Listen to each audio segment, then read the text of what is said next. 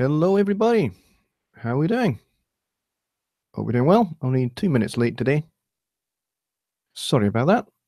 I was just getting a fresh cup of tea, which I now have, which is awesome. So I'm just about ready to start reviewing the year and all of that fun stuff. Making final adjustments. Hey. Here we go. We have just Bob here already, and Raina from Y69 Studio is here, and Randall Rash is here. That's a good start. 3 people. Awesome. And my good friend Mike, neighbor at MJN Studios, is here. He says, happy middle of the night. Thank you.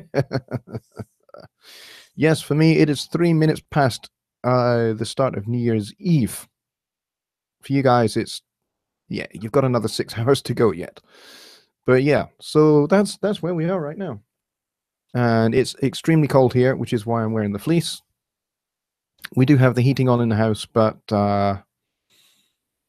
it's still very cold. We did have snow on the ground, but that's all cleared away now. I did have the chance, however, to take the kids out with their new snowboards, which one of their aunties bought for them. They looked at the weather forecast and seen that, yeah, there might be a little bit of snow. And they took a punt and they got some snowboards for the kids.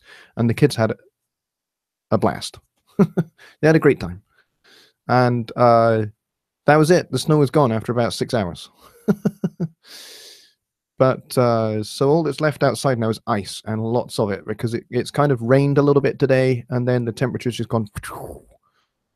So everywhere is pretty much an ice rink at the moment. So we've got 11 people in the room. If you are here, please say hello in the chat. That is always a cool thing to do. That way it keeps things entertaining. And we can have a good chat about 2017 and all the things that we have seen from Presonus, and all the things that we've seen here actually in the studio, and the things that have happened, which have been very, very exciting, very cool. And then we can also have a wee chat about 2018 and what our predictions for 2018 might be that recording-wise, technology-wise, that kind of stuff. What you think we will see, not just from Presonus, but maybe from some other manufacturers as well. It's always good to have a wee chat and speculate about such things. So we can do that too. And we can also, thanks, Mike. Appreciate that, buddy. We can also deal with some of your questions as well. If you've got last questions of the year, let's get them, and we can get some of those answered. So yeah, so that's the plan tonight, basically reviewing the last year and looking ahead to 2018 and what we think we might be seeing from Presonus and other manufacturers, especially with Winter NAMM just around the corner in a few weeks' time.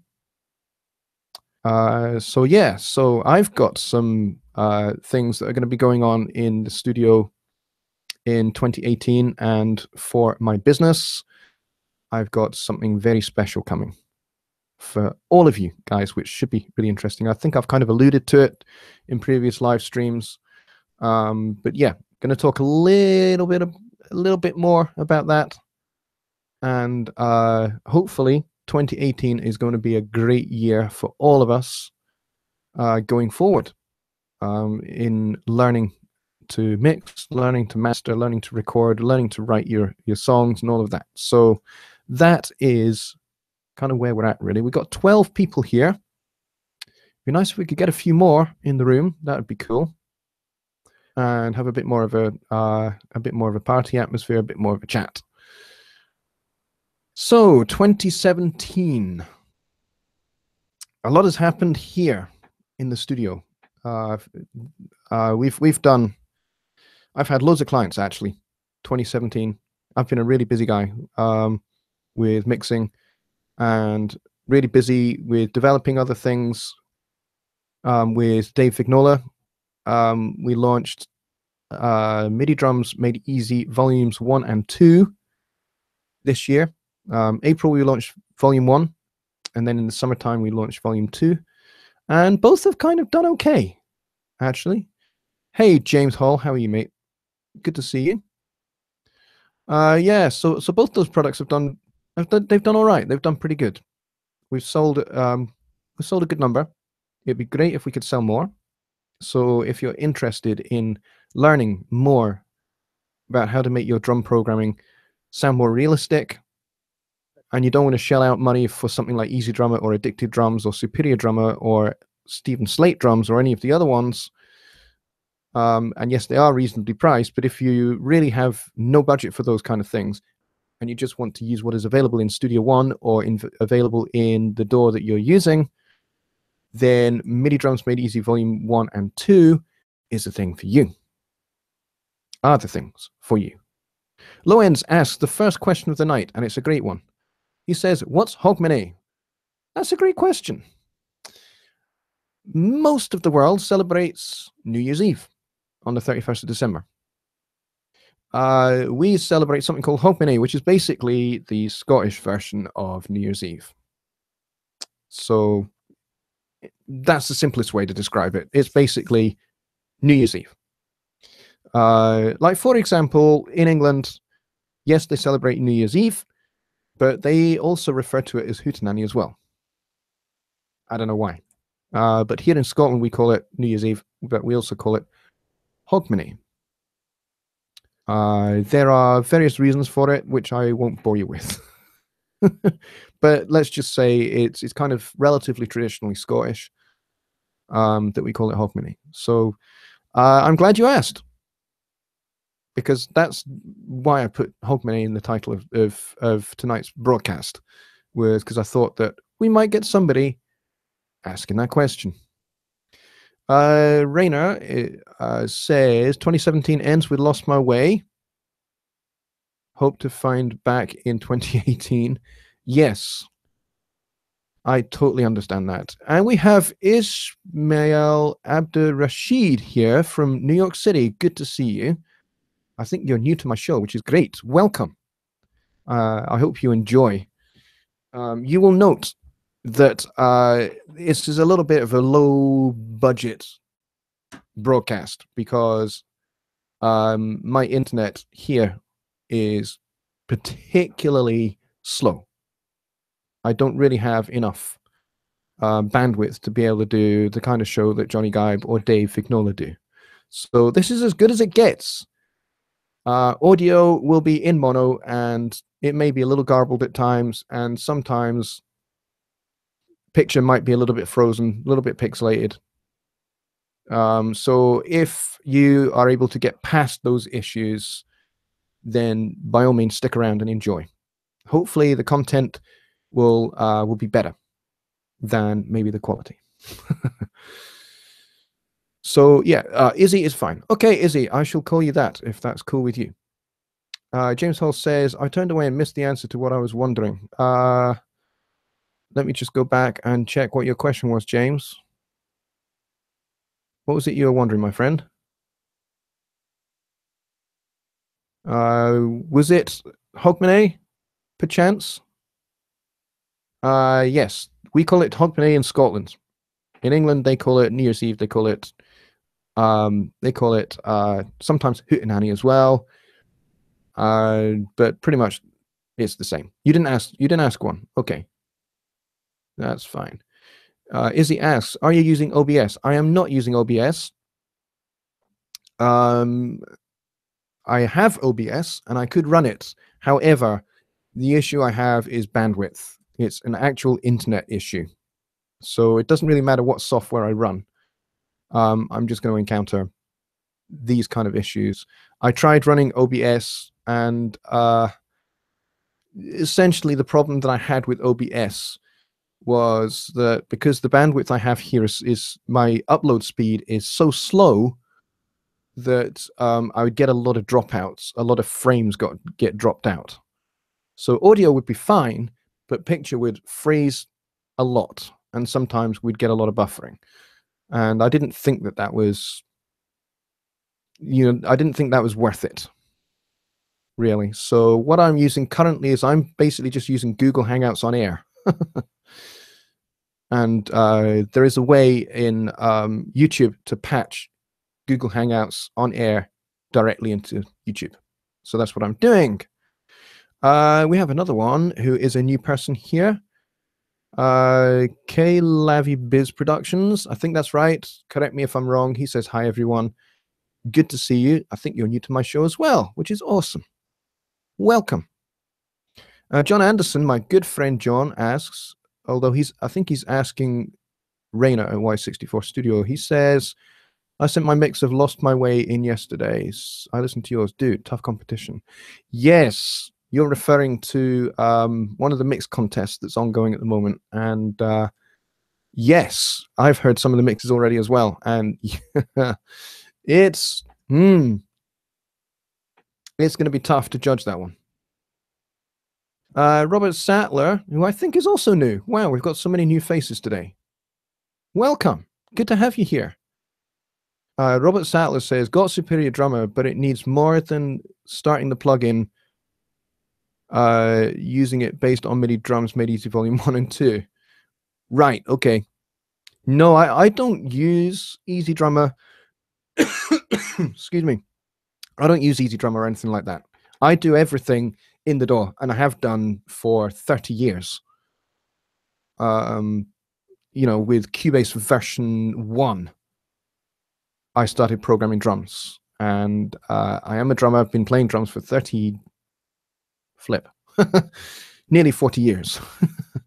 And so drum programming was just something I kind of just quite naturally fell into when MIDI came along the scene, and I thought, wow, this MIDI stuff is great.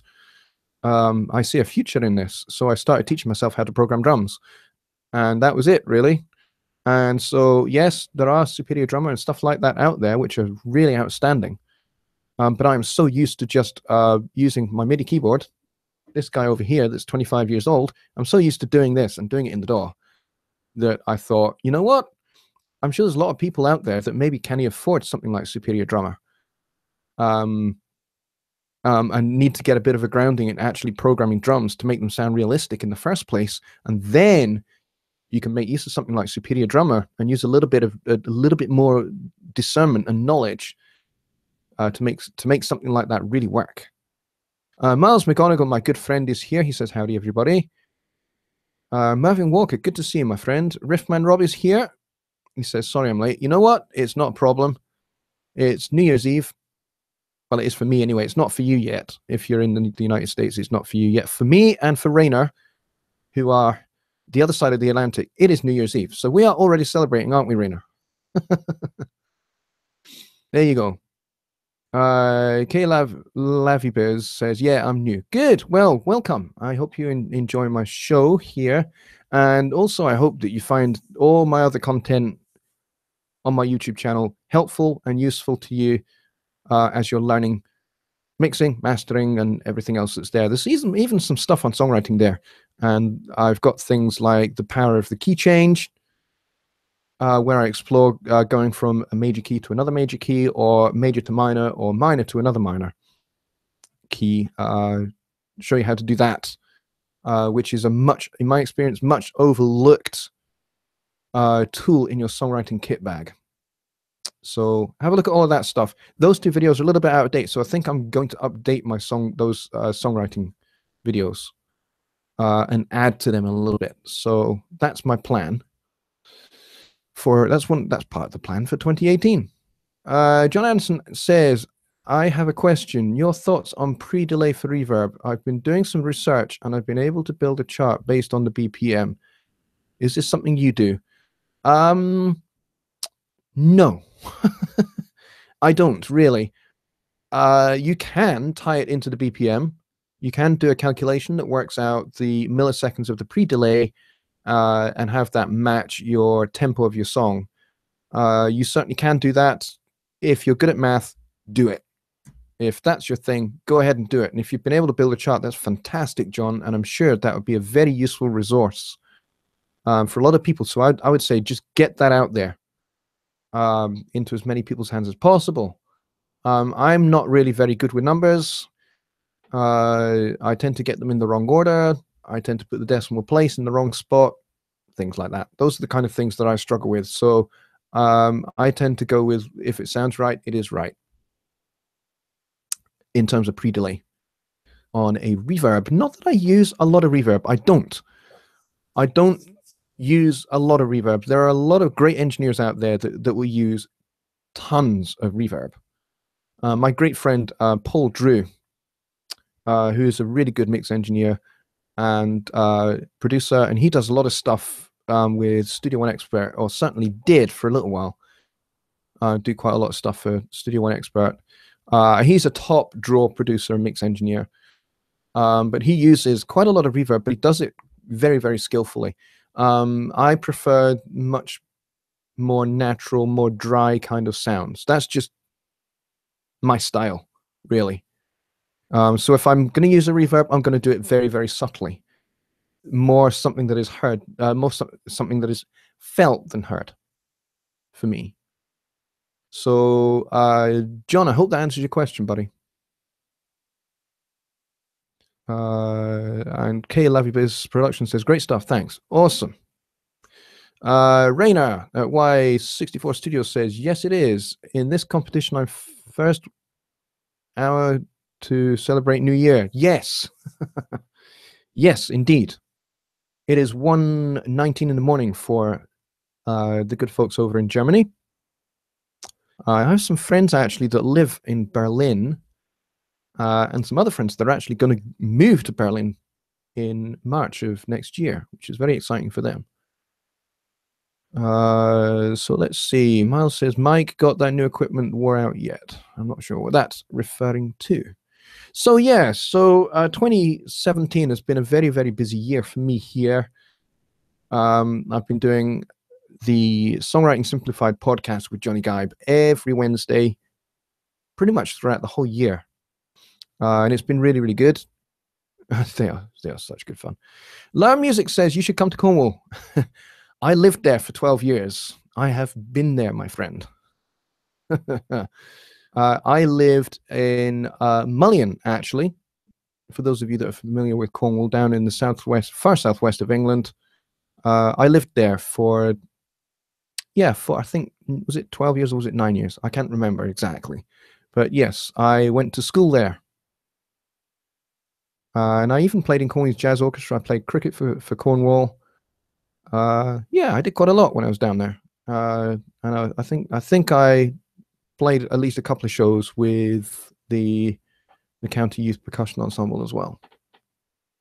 I was not a permanent member of that ensemble because you had to read charts, and I was never very good at reading charts. Just Bob says, can you go into more detail about how you shape chords with brass instruments? Good question. How do I arrange for a horn section? Well, when I was at university, there was a whole like 6-week module on horn arranging, which was fantastic, and I learned a lot from it. I learned a lot of the rules, and I learned a lot of the ways in which you can really creatively break the rules. Like quite often, I think I did this with Johnny Gibe the other night. We kind of alluded to voicing chords for a horn section. Now let's say that's my phone vibrating at me. I forgot to turn it off. Sorry guys. Hang on one second.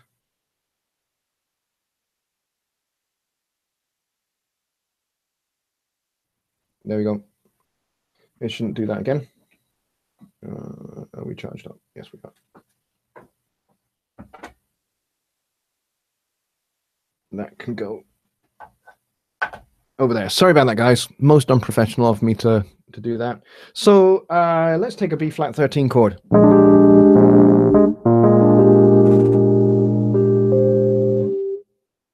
So the way I have this voiced at the moment is I have the 9th at the top, 13th, major third, and then I have the 7th at the bottom, and then the bass guitar or the upright bass would be playing the B flat. So how would I voice that for horns? Good question. Now, the obvious thing to do would be to say, right, well, why don't we put the baritone sax at the bottom, tenor 1, tenor 2, and then, you know, trumpets taking the top note. Let's say we've got, let's say it's just a small horn section. It's not a big band. If it's just a small horn section, then maybe this is what I would do. I'd have the trumpet at the top, alto, tenor maybe with trombone doubling, and baritone sax on the A flat there, which is the 7th of the chord. So I might voice it that way. That's kind of the most obvious way that you might do it. But another way that I might do it, which might give it a little bit more bite, is to have the trumpet and alto sax doubling there. Alto 2 and tenor on this note here. Tenor is going to have to play quite high to play that. Trombone down here. Baritone still down the bottom. And that way you get a little bit more of the bite of the saxophone up at the top with the trumpet as well. So there's multiple ways in which you can skin a cat, but you have to think about range, register, and the playing ability of your horn section. Because you might have an alto sax player that's really, really good at playing altissimo, or he might not be very good at playing altissimo register.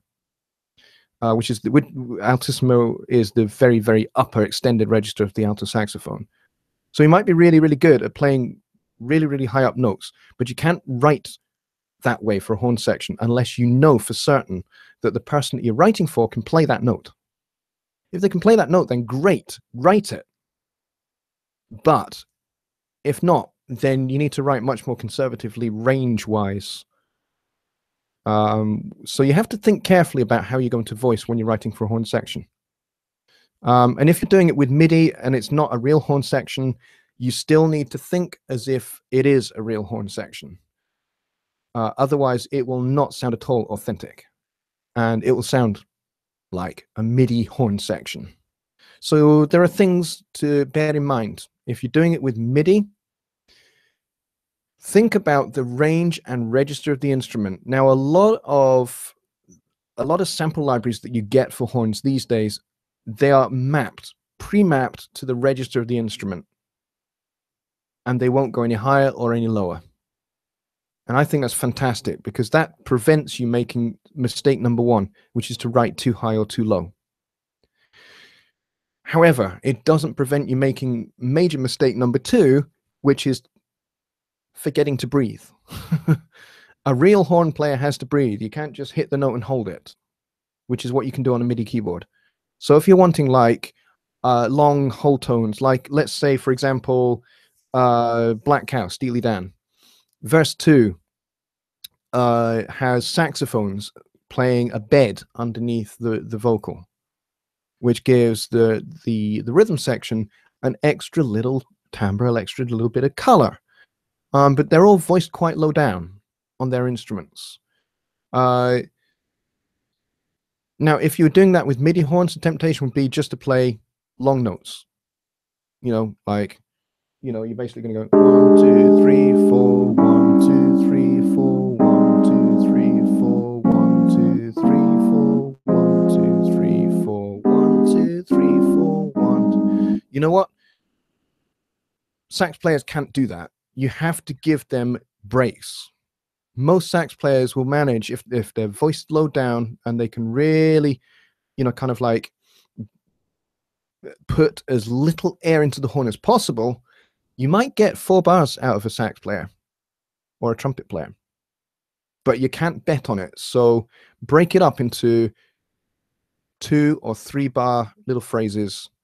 4 is good if you can get them to play 4 bars and just to, you know, get them to give them a big enough point that they can breathe big before those 4 bars, and don't give them too much to do that's going to require a lot more air, like, you know, going from low to high.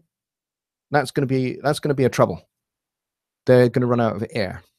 when they do that. So you have to think realistically about those kind of things. So I hope that helps, and that you've actually given me a great idea for doing a whole series on MIDI horns, writing for a horn section authentically using a MIDI keyboard. MIDI horns made easy, anybody? Maybe we can do that. Let's see. Whilst I've been talking, let's see if we missed anything there. MJM Studio says, give Jonny's video a thumbs up, please. Help his ranking on YouTube. Thank you, my good friend. And we got 10 likes already. We've got 17 people in the room, which is awesome. Thank you for coming, everybody. Izzy says, I'm new to the medium, just setting up Studio One Artist. I've got my Alesis V Mini working on an instrument track, and automation works good for the pots, but I can't see the pads during MIDI learn. Okay, I think you're talking about impact there. If you're a member of the Persona Studio One group, there is a thread there that is dealing with that exact thing. And my good friend, who is actually here, Mr. Mike Neighbor, has done an excellent little video on there. Actually, Mike, I was going to suggest to you, because that was a really good video, could you actually make that an actual post, start a new thread with that video? Because I think that'd help a lot of people, because that question might come up quite a bit. So if you made that a separate thread, that'd be very, very cool. Maybe even post it in the HST group as well. I think that'd be awesome. Robert Sattler says, hi, Jonny. Chords for brass is very interesting, especially using the Persona's orchestral plugin, which is really awesome. Thanks for your lessons about it. You're very welcome, Robert. And in fact, I wrote a piece of music called Spoken Softly, which used pretty much all of the brass section of the Persona Symphonic Orchestra. Plus, I augmented it with the flugelhorn, which is not in that library, and I filled it out with a live, actual, real rhythm section. I actually played a real upright bass in this very studio, and just out in the hallway out there, I parked my kick drum, my snare drum, and a ride cymbal, and my hi-hats, put this mic over the top, and made a little drum track, and played all the pianos off of here. And for guitars, I used my Ibanez AGR 70, which is a hollow body guitar, and just like played some nice little chords just to fill it out a little bit, give the whole thing a little bit of width. So yeah, so that was using that whole brass library. And again, I made sure when I wrote that it was appropriate for the register. So I had trumpets, trombones, French horns, and a tuba, and of course flugelhorns as well. And the thing there was to make sure that the voicings were authentic for the range of each instrument group, and then making sure the phrasing was appropriate as well. Let's see. Izzy asks, anyone make reggae music? I've played in a reggae band, if that's any help, as a keyboard player. A little bit. There's a reggae band here in Edinburgh. Actually, it's not a strict reggae band. It's kind of it's reggae, kind of like with a West African twist to it. It's great fun playing in that band. Actually, really enjoy it. But I don't write reggae strictly. If I'm writing, I'm mostly writing jazz-inflected popular music, I guess is what you could call it, is what I do. Let's see. What else do we have? Izzy says, do I need to set the pads up separately so I can use them in Impact? You just put me in the right direction here. Much appreciated. So what you're wanting to do is record, play your track in and record it in Impact, or you're going to use the samples on Impact to record a MIDI track. If they are external samples, not already in Impact as a preset, then what you can do is you can just drag the sample to the pads. Just drag them in one at a time to the pads. And then what you do is you map those to your keyboard so you've got them laid out where you want them.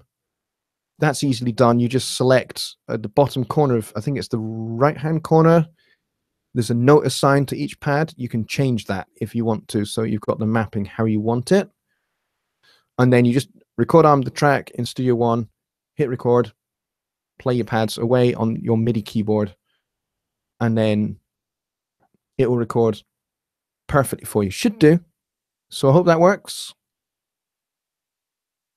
Let's see. Rainer says, so I can split off the chords in separate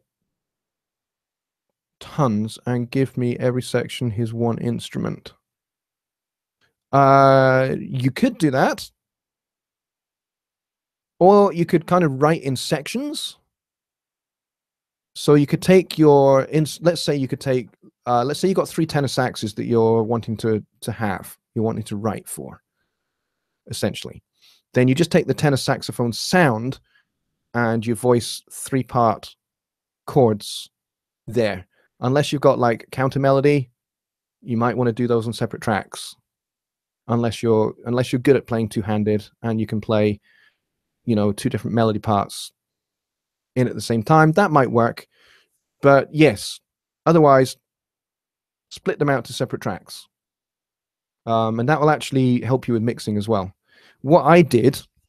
Here's what I did. I had 3 French horns and 4 trombones, and 3 trumpets, and a tuba. So I played them in as 4-part voicings for the French horns, 3-part voicings for the trombones, and 3-part voicings for the trumpets. Oftentimes I had the 3 trumpets playing the same note. So in order to avoid that kind of cancelling out, I played that where they were playing the same notes together.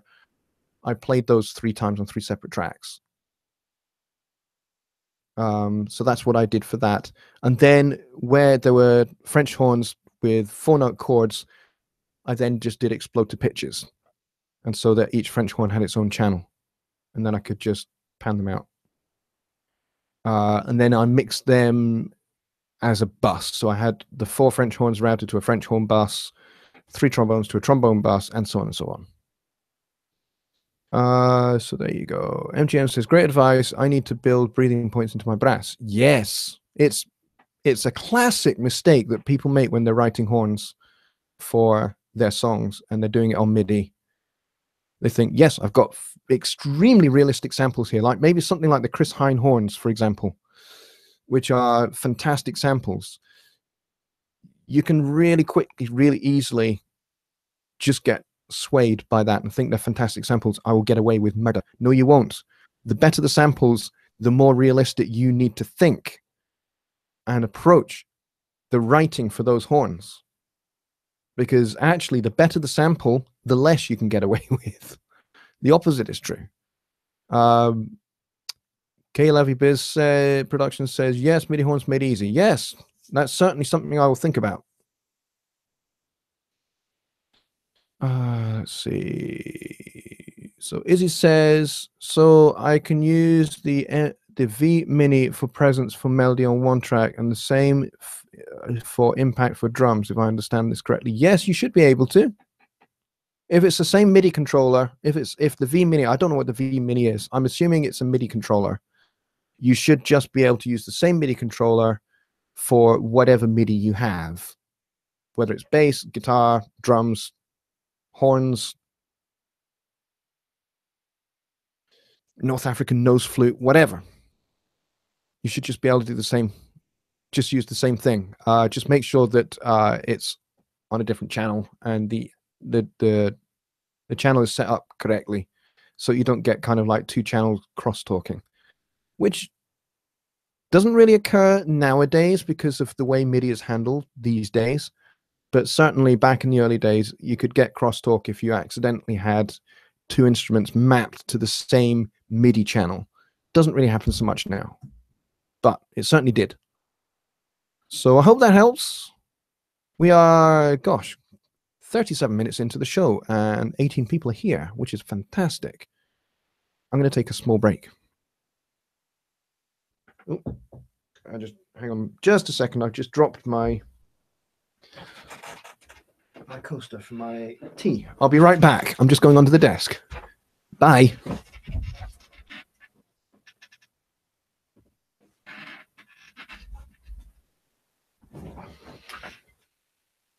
You guys will love my little coaster. It's got guitars all over it and basses as well. Pretty much every kind of guitar, acoustic guitars, electric guitars, basses, they are all there. Check those out. My wife bought me this. It was in my stocking, I think, last Christmas.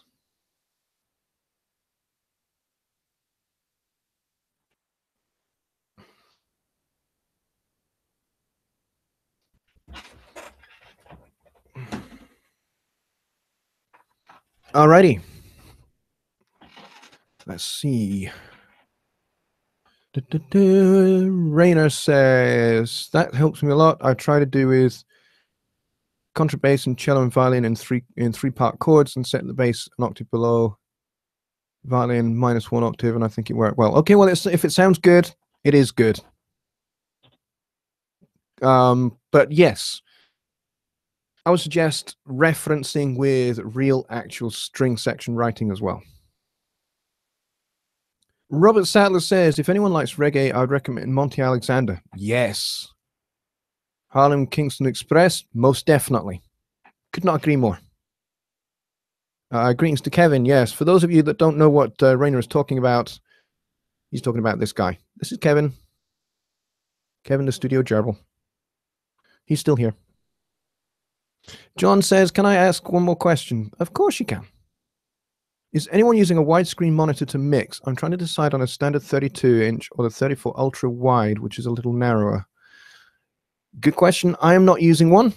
I'm using mine's a standard 1080p 24-inch, 24.5-inch screen, actually.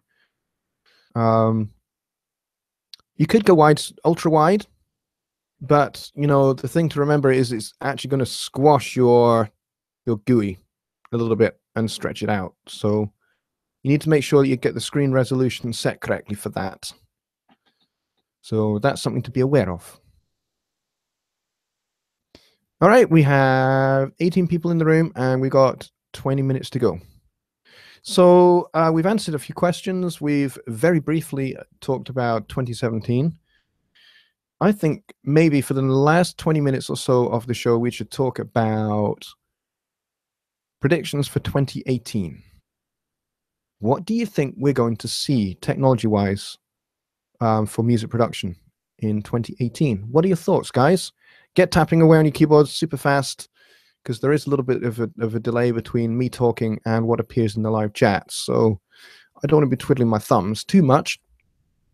And I'm sure you guys don't want the long silences. So yeah, what are your thoughts? 2018, what's going to come? Be that what you think might come from Presonus. Not that I can tell you whether you're right or not, because I'm not allowed to. But, you know, from other manufacturers as well. What do you think we're going to see from other DAW manufacturers? What do you think we're going to see? I don't know, interfaces, mixers, consoles, whatever you guys think. The obvious one, and Miles has just alluded to it, is the Studio Live Series 3 DAW control. Yes! That is definitely coming. Mike says a cell phone that walks the dog and does the dishes. If only. If only. I mean, for goodness sake, they make them waterproof nowadays. So yeah, doing the dishes is definitely something that should be possible. So yeah, that's cool. I like that.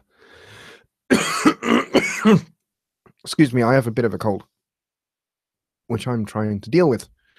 James says, yes, I'm waiting on DAW control. Yes, we all are. We are all waiting for DAW control. I have a Studio Live Series 3 16-channel mixer sitting right in front of me, which I would love to have DAW control for. So when that comes, it's going to be really exciting. If you are into the Studio Live consoles and you've got one, the Series 3 consoles, that is, and you are looking at door control coming, go and watch, if you haven't already seen it, go and watch Rick Nackfi's teaser, where he demoed a little bit for about 10 minutes, I think, of door control and what you're going to get. I mean, those things I can tell you. I can tell you what, at least up to what Rick has shown, that you are going to get. It is definitely the faders on the console. The faders on the console are absolutely going to control the faders in Studio One. And you can control the panning, you can control the transport from the console. It was a great teaser video. Yes, it was. Rick's teaser video was really, really good. You can control the plugins as well. So if you open up a channel, you open up, let's say, the Pro EQ, the encoder's at the top of the fat channel on the console. It automatically displays the parameters of the EQ, and you can go ahead and you can turn those knobs, and it will turn the knobs on the GUI of the plugin. So, and that really is just scratching the surface of what this guy in door mode is going to do. I cannot tell you any more than that, because I am most definitely not allowed to. Miles says 5.1 surround sound in Studio One. Yes. Yeah, if you go to answers.presonus.com, it's there. There is a feature request for it. Vote it up if it's something that you'd really like to see. It's got a few votes now, but if you really want to see it, make sure, campaign for it. Excuse me. Campaign for it, talk about it a lot, and get people to go to answers.presonus.com, to that thread, and vote it up. Because really, the development team over in Hamburg, and I know all the guys personally over there, and I can vouch for all of them, and they definitely listen. They definitely listen. And they go through, I think it's like 300 pages of feature requests for Studio One. They go through the whole thing, and they draw up a list, and they prioritize as, what they can do now, what they can do in the future, what they can do, kind of like short-term future, what they can do mid-term future, what they can do long-term future. There is a roadmap for Studio One, I'm pretty sure. Never seen it, don't know what it looks like. I don't know what's to come. But yeah, I'm sure they must have a roadmap. I'm sure the development team actually know and are probably already working on Studio One 5, maybe even Studio One 6. Who knows? I'm pretty sure they're probably well ahead of the rest of us. John says, funny you should bring up that topic. Last year I purchased the RM32AI and CS18, and I sold my 2442 with the Series 3 now just a year later. It is tough to know what to buy. Yes. To be honest, here's my personal view. This is not the view of Presonus. This is my personal view.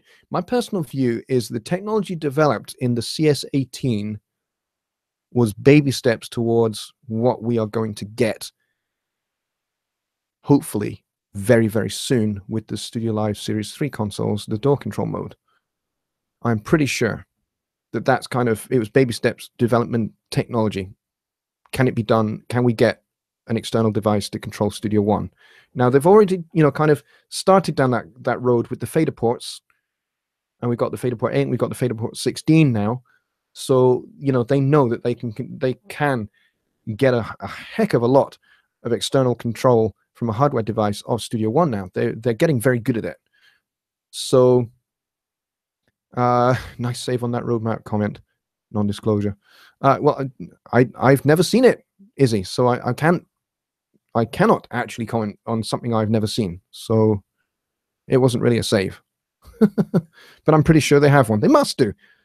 Every business has a roadmap. I have one. I have one for my business. I know what's coming in 2018. I know what I'm working towards for 2019. I even know what I've got coming in development for 2020. I've got products and services and courses that are already in the works. I've already started shooting videos for things that are going to come towards the end of 2018 and things that are going to start to roll out in 2019 as well. So I've got a roadmap. So I surmise, therefore, that Presonus must have one. Robert Sattler says 2018 art idiots, not really sure what that is. Mixing and mastering so that mankind is not necessary anymore. Oh, you mean artificial intelligence mixing and mastering? Well, you've got L&R. You heard of that? You know, the mastering, the online mastering thing. L&R, they call themselves. Or I think somebody calls it Lander, but I think it's they told me that it's not Lander, it's L&R, left and right, L&R. You know, their online automated mastering. Yeah, you've got that. It's you know what? It's really successful. So I surmise that it's probably the next logical step, that they'll have an online mix that you just send your stems and it mixes them for you and spits out an MP3 for you. Rainer at Y64 Studios says Studio One 4. Maybe. I mean, Studio One 3 launched in 2015. Studio One 2 launched in 2013, I think. Something like that. Maybe you're right. Maybe it is something like every couple of years there's a full version of Studio One. You might be right. You'll have to, I guess we'll have to wait and see. But, you know, if I were a betting man, it might be worth, you know, putting a few dollars on. John Anson says, Kingston Dread, dude, you're not helping. Yeah. James Hall says, takes all the fun out of it. I'm not sure what you're referring to there, James. But yeah, so we talked about Presonus. We talked a little bit about door control. That's the obvious one that is coming. What else do you guys think we might see? Not just from Presonus, but maybe, you know, what do you think is going to happen now, especially now that Sonar is gone? Or, well, it's not gone, but development on it has ceased. And support for it at the end of 2018 will cease. I think it's being managed by a skeleton crew at the moment.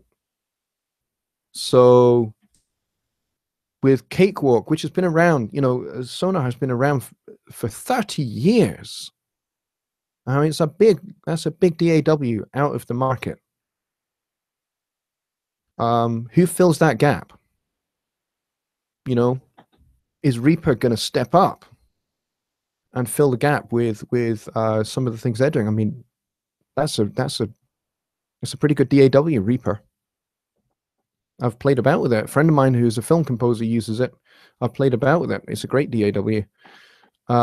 It's clunky, my opinion. It's a little bit cheap and nasty around the edges, like some of the plugin GUIs are a little bit basic, a little bit Windows XP. A little bit cheap. You know, they've not really invested much time into the plugin GUIs too much. You know, it's just kind of like the plugins to me with Reaper just looked like they were just kind of afterthoughts. They were just chucked together. But the actual DAW itself, the main GUI for Reaper, I mean, you can get different skins. You can make it look like Pro Tools. You can make it look like Cubase. You can make it look like an SSL console. Would you guys want to see something like that for Studio One? You know, being able to fully customize I mean, at the moment, yes, we can colorize, and we can make the background and the foreground different. But would you like to see something like what Reaper does with, you know, having different skins and different themes available? Would you like to see that maybe? I don't know. I personally, I wouldn't like to see Studio One go down that route. James says he's been playing around with Harrison Mixbus C32. I'll stick with Presonus. Yes, I can see why. You know what? The Harrison consoles, if you actually get your hands on a real, actual Harrison console. They are amazing. They are breathtaking consoles. They really are. And I guess their idea was to try and bring that console into the box.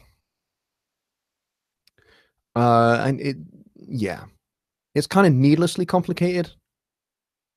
It probably appeals to somebody that is very, very, very familiar with working with an analog console. So they would definitely dig Harrison Mix Bus for sure. But yeah, I'll be sticking with PreSonus for the very long-term future. My relationship with PreSonus is rock solid. We are very good friends. I know a lot of the guys in Hamburg. I know a lot of the guys in Baton Rouge personally as well. It's been quite the ride for me because I started using Studio One for the very first time in 2013. Thanks to actually Johnny Gibe, my good friend Johnny Gibe. I saw his videos on Studio One and was floored. Coming from Cubase, I've been a Cubase user for 25 years, and I was floored by what I saw, and I was floored by how quick and easy it was. And I thought, you know what, this is ludicrous. I imagined that I could get all my work done in half the time in Studio One than I was currently doing in Cubase. It just looked a lot faster. It looked a lot, the workflow was twice the speed of Cubase, and certainly faster and better than Pro Tools. So, I was totally floored by it. And pretty much from the get-go, I reached out to the company because I had been working with Steinberg for a little while. The last 2 or 3 years that I was using Cubase, I reached out to Steinberg. I was working with them. I was doing beta testing for Cubase. And so, I had an okay relationship with them, but I thought, you know what, it'd be cool to reach out to PreSonus, not because I wanted to, make a name for myself or anything like that, because that's not me. I'm not like that. But, I just wanted to get to know them and get to know what makes them tick to come up with a DAW like Studio One, which, is just so incredible. And it's just kind of gone from there. So James says, my next buy will be the Central Station Plus, and then going to have to try some analog processors and go hybrid. You know what? Hybrid appeals to me as well. It doesn't appeal to my bank balance, though. But yes, the Central Station Plus is excellent. It's really, really good. Both the Central Stations, the original and the Central Station Plus, are really, really, really great control devices. And I suppose the monitor station, which is what I have, is kind of like the smaller sidekick, I guess you could call it. Oh, by the way, do you like my new mug? My wife got me this for Christmas as well. And I fill it to the top with tea. And this is great, especially for mixing or for doing studio work, session work, because this stays hot for 6 hours. So, I can put my cup of tea down over here on my little table here, and I can be mixing away for 4, 5, 6 hours and go, I had a cup of tea on the go, and it's still hot. Perfect.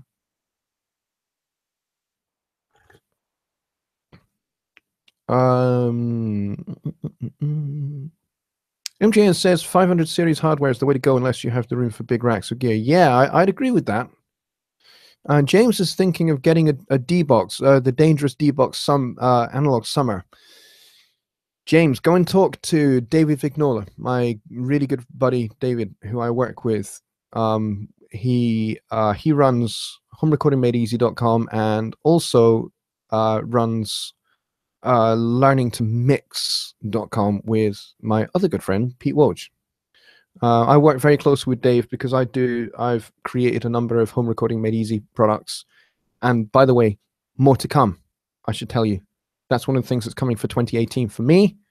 and for you guys is Dave and I are going to be working on some more products together, which is really cool. So I'm going to be doing some products that I make myself for Home Recording Made Easy, but we're also going to be creating some products together, me and David together. So that's going to be fantastic. Really, really looking forward to that. So there's some really, really cool stuff coming product-wise in association with Dave Vignola at Home Recording Made Easy. Just thought I'd chuck that in there. Am I drinking Earl Grey? No, I am not drinking Earl Grey. I'm drinking it's Assam tea is what it is, with a splash of milk and a little bit of sugar as well. It has to be cold milk, semi-skim milk, and just sugar, plain regular sugar.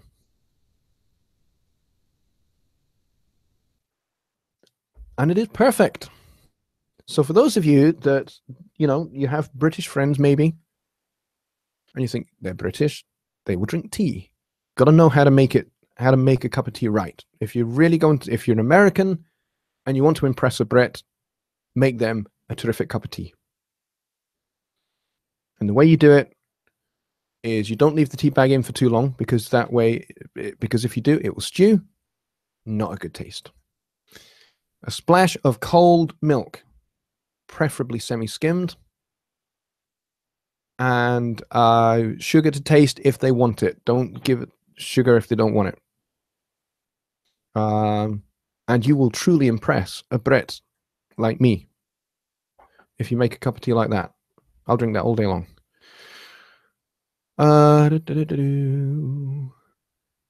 Yes, James, he did used to use a dangerous D-box. You're quite correct. Rainer says, just send the AR16 back and get me a 6.8. You know what? Both of those are really, really good devices. The AR16 is a good little mixer. It has a built-in interface as well, and a little SD card that you can record to as well. In that way, it's similar to the Studio Live. It shares that kind of technology in a limited kind of way. But yes, it's a cool little device. But you know what? The Studio 6.8 is an excellent little interface. Really, really cool. Very powerful. A lot more powerful than it looks. It really does bag a punch as an interface. James says he got brandy in there. Oh, no. No, I don't drink brandy. Never could like it. Robert says hot coffee is essential for mixing. Yeah, hot coffee. You know what? I'll drink coffee. I'll drink tea. I mix it up sometimes. Excuse me. There was that one night a few years ago where I accidentally mixed tea and coffee. I was awake for 18 hours, I think. James says coffee with Italian sweet cream. Yeah, I can imagine that's pretty tasty. So there we go. We've just clicked over to about 1 o'clock in the morning. So we are going to wrap this up kind of about now-ish, maybe a few more minutes. So if there's anything else you think we might see for 2018, get your comments in just now. So let's maybe do quick fire.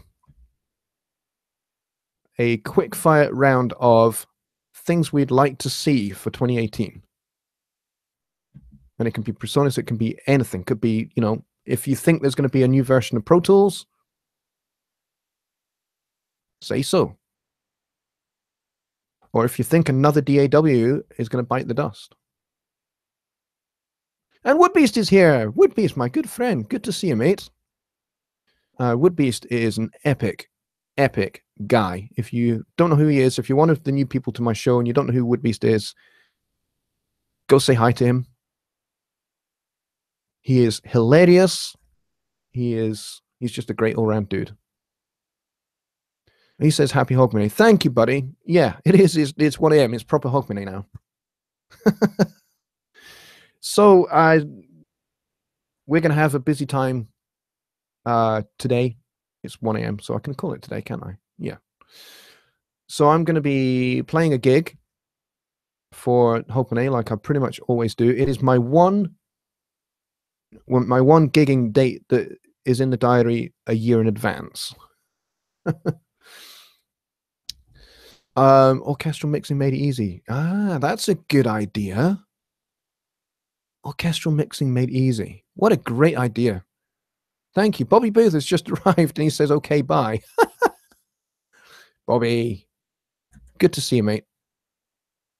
2018 Would-Be says, I would like to see more people donate to you for your trip to Chicago. Thank you so much, mate. You have worked your socks off to help with that, and I really appreciate it. I appreciate it more than you know. And hopefully we'll get there with it, and we'll get to the target, and I'll be able to get over to Chicago, and I will be there probably for a week, maybe a little bit longer, maybe a week to 10 days.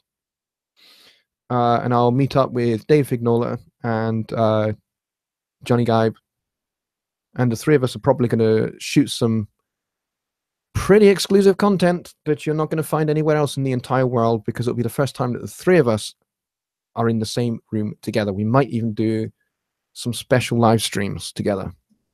I'm pretty sure that something like that will happen. So if you guys really want that to happen, then yeah, you can help. You can help have a hand in it by sending a few dollars this way. Be really helpful. And yeah, hopefully we'll get to the required amount that I need to get across, and it'll be awesome. That would rock. JL, guys, donate tax write-off too. Well, if you have tax money to write off, then if it is something you'd like to do, folks, then do it. I'm not going to compel anybody to donate. I'm not going to say you must donate or else. I'm not that kind of guy. But, you know, if your heart compels you to donate to me, then by all means, please do. Bob Powell says, what is your opinion of the PreSonus X-Max preamps compared to other interfaces? The X-Max preamps are great. They are Class A X-Max preamps, I believe, for the most part. And they sound fantastic and very, very, very comparable to other pre's that you're going to get in interfaces of pretty much every size, to be honest. They are made, I think they are Burr Brown, I think. Unless I'm very much mistaken. I may have to ask my friend Ray Tanson, who is a project manager at PreSonus, who one of his babies is the Studio Live Series 3 consoles. So if you have one, Ray has been very much involved in designing and building those. So he would probably know. But I'm pretty sure that they are Burr Brown pre's. Certainly the components of them probably are. And that's what makes them sound good. MJN says, I'll help with the orchestral mixing made easy. That's cool, man. We'll maybe need to talk about that. I don't even know how we're going to go about doing that. Or where we'd even get stems. Because that would be something else. Thanks for the great stream, he says. See you on the night. That's cool, man. So yeah, so tonight I'm going to be playing my usual Hogmanay gig, and then when I'm done with that, my wife and I are going to go to my parents' place, and because they live across the river from Edinburgh in a place called Burnt Island, which is across the river, the Firth of Forth, and we'll have a great view of the usually phenomenal, epic, and amazing Hogmanay fireworks display that the city of Edinburgh put on. Usually it's fireworks to music, so that they have like a full orchestra. The Scottish National Orchestra usually play, and we have fireworks to music. And I've been actually on the main street in Edinburgh, which is called Princes Street, and the orchestra at the bottom in Princes Street Gardens. And I've sat kind of on one of the little hills that looks down onto Princes Street Gardens, and the fireworks are mind-blowing. and the music is just as awesome. It was frequent flyer miles as well. Yeah, that'd be cool as well. Kingston Dread says, happy holidays all. I have a session about to start. Kingston, really good to see you. I'm going to close this out very, very shortly, guys, because we're just after 1 a.m. now. Whoopi says, I will send you a link soon. Please read it. Sometimes you forget. Whoopi, I do always read your emails. I can't always immediately reply to them because of when you send them and the time difference and so on. But yes. And if you find that after 24 hours, you've seen that I have read one of your emails, but I've not replied, then yeah, just drop me a Facebook message, punch on the arm. And I'll go and make sure I reply to those. MGN says the Xbox pre's are in the Studio 192 as well. Yes, they are. And yes, they do sound better than the ones that are in the AudioBox USB, because the ones that are in the AudioBox USB are just Class A pre's. Fireworks and kilts. No, Woodbeast, I will not be wearing my kilt. I will be wearing a proper penguin dinner jacket style thing. John Anderson says, thank you again for all that you do. Happy soon to be 2018. Thank you. Robert Sattler says, I wish you an epic 2018. Good night. I'm getting tired. You know what? So am I, mate. I've still got a few things to do here in the studio. I will probably not be in bed until 3 a.m. at this rate. Izzy says, thanks, fun and useful. We'll tune in again. Izzy, you're very welcome. And thanks very much for coming to join my show. I hope you liked it. Go and check out some of my other content on the YouTube channel, and hopefully you'll find some stuff there that is gonna help you. And by all means, folks, if you have suggestions for videos that you would like me to make, or a video series that you think might be useful to not just you but to maybe a lot of other users, a lot of other subscribers, then please go ahead and drop me an email to johnny@johnnylipshamstudios.co.uk. Or you can send me a message on Facebook Messenger. Yeah, those are pretty much the two main ways that you can get hold of me. Yeah, send me a message, send me an email with your suggestions. That would be really cool. And if we get enough suggestions, I will start making content based upon your suggestions, because, you know, it's definitely content that you guys are going to want to see. So please do, and I will see you all. Probably my next show will be just after the New Year. So maybe I'll do a special on January 2nd or something like that to say Happy New Year to everybody. Okay, folks. Take care, and a very happy Hogmanay to you all. Bye for now.